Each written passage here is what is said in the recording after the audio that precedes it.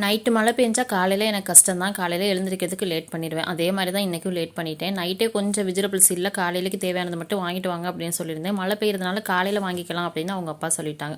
காலையில் எழுந்திரிக்கிறது எல்லாருமே லேட் ஆகிடுச்சா, என்ன பண்ணுறதுனே தெரியல. என்ன இருக்குன்னு ஃப்ரிட்ஜில் பார்த்தா ஒரே ஒரு லெமன் இருந்தது, கொஞ்சம் பீன்ஸ் இருந்தது. சரி லெமன் ரைஸ் பண்ணிவிட்டு கொஞ்சம் ரைஸில் தயிர் சாதம் மாதிரி கிளறிட்டு பீன்ஸ் பொரியல் பண்ணி கொடுத்துர்லாம் அப்படின்னு நினச்சிட்டு இருந்தேன். பீன்ஸ் ரொம்ப பொரியல் பண்ணால் ரொம்ப கம்மியாயிருச்சு, எல்லாருக்கும் கரெக்டாக இருக்காது அப்படின்னு சொல்லிட்டு அதிலே 2 முட்டையை உடச்சி ஊற்றி அப்படியே பொரியல் பண்ணிட்டேன். காலையில் இட்லி மாவும் இல்லையா, என்ன பண்ணுறதுனே தெரியல. அப்புறம் ராகி மாவு, கொஞ்சம் கோதுமை மாவு, அதில் கொஞ்சம் உப்பு எல்லாம் மிக்ஸ் பண்ணி தோசை மாதிரி ஊற்றிட்டு இட்லி பொடியை வச்சு கொடுத்துட்டேன்.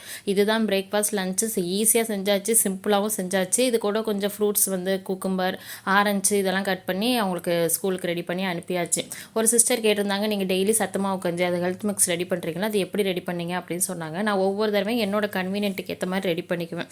நம்மளுக்கு எதெல்லாம் ஹெல்த்தியாக தோணுதோ அதை போட்டு நம்ம செஞ்சுக்கிறதாங்க, அது ஒன்றும் பெரிய வேலை கிடையாது.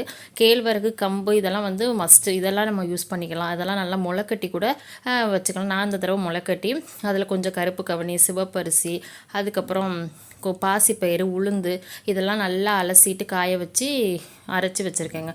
இதை 1 ஸ்பூன் போட்டு கொஞ்சம் நாட்டு சக்கரை, பால் போட்டு காய்ச்சி குடித்தாலே செம சூப்பராக இருக்கும். நீங்களும் ட்ரை பண்ணுங்கள்.